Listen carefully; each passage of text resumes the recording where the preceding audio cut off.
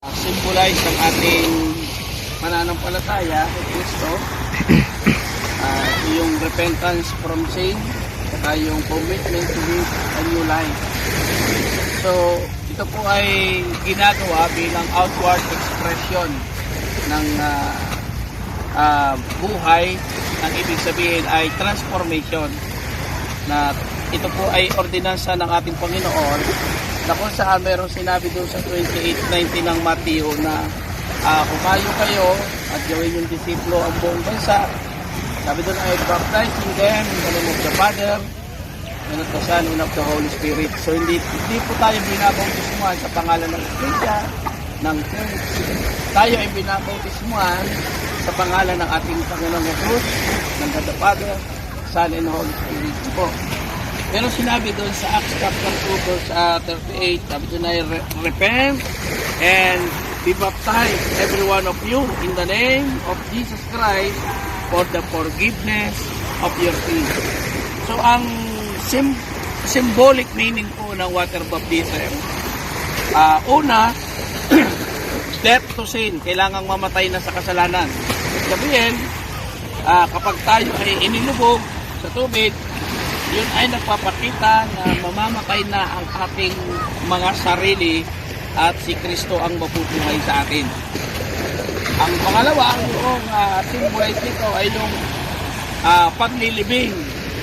Yan, ibabaon na yung ating lubang pagkatao at tayo ngayon po ay kasamang nandun sa Kristo at magkakaroon tayo ng tinatawag na resurrection.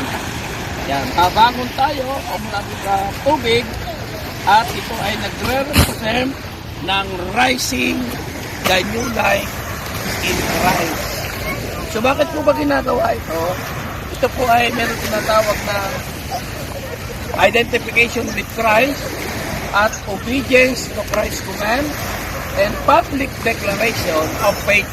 Ating pronounce at isasabihin na tayo po ay tatalikod na sa gawa ng mundo at tayo ngayon ay mabubuhay sa gawa ng makalangit na bayan.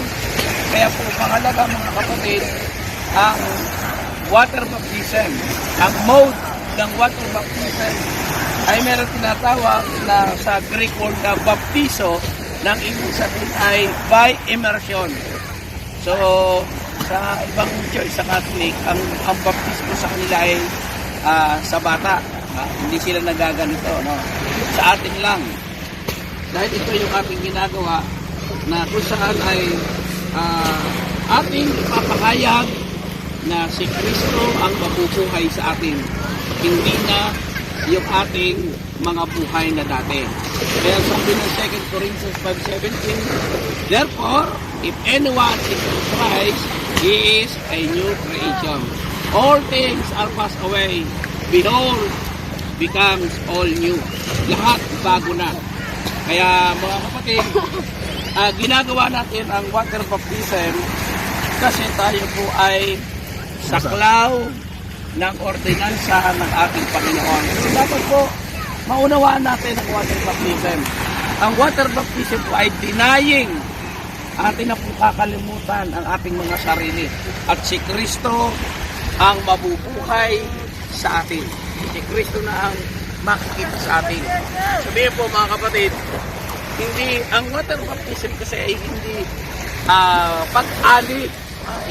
Magpabautismo ka na para maging yung talagang ikaw ay saklaw na ng iglesia na yan.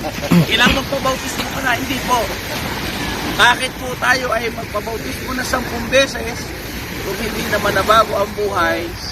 Ito po ay walang kabuluhan.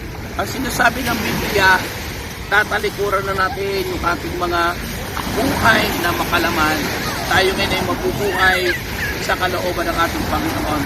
Ito po ay ordinansa ng simbahan, ordinansa ng ating Panginoon, dahil ito po ay mismo ang Panginoong Jesus ay ginawa.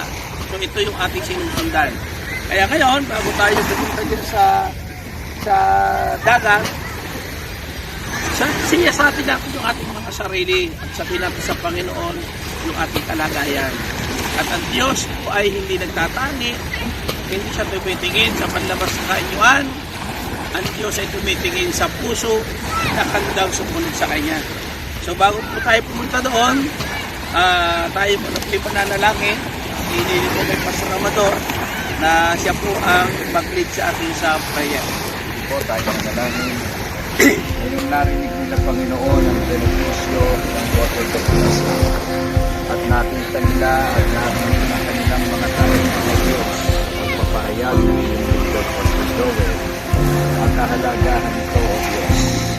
Ito po ay pagtalikod sa ibang pagkatao at pagninilay-nilay Panginoon ang pagkatapos gawin ang water baptism pag-ahon nila na po ay hinintay nakaanib ng iyong iglesia. At ang pagpapatunay ay ang 2 John 5:17 o Diyos. Pag-ahon nila sila po ay isa ng bagong dalan. Old ay mas na Panginoon at yung bagong pagkatao. Na ang ibig sabihin commitment o Diyos na gagawin nila o Diyos. Yung pagkamatay sa sarili at ang bubuhayin Panginoon ikaw sa kanyang pagsasabi. Kaya po Diyos, ilagay mo sa kanilang puso at isipan ang benepisyo nito sa kanilang Panginoon ang kahalagahan nito Diyos. Tunay po Panginoon ang kanilang mga puso ay isinusuko sa iyo sa umagang ito dahil at magpakailanman. At alam po namin, ito ang iyong kalooban. Ito ang iyong kalooban na ang bawat isa Panginoon ay tunay na mabihag ng iyong pangalan at ang bawat isa ay magpakita Panginoon ng maayos na pagtuo sa kanilang mga saksi. Salamat po ating Diyos po dyan sa paninda sa pangalan ni Jesus. Amen.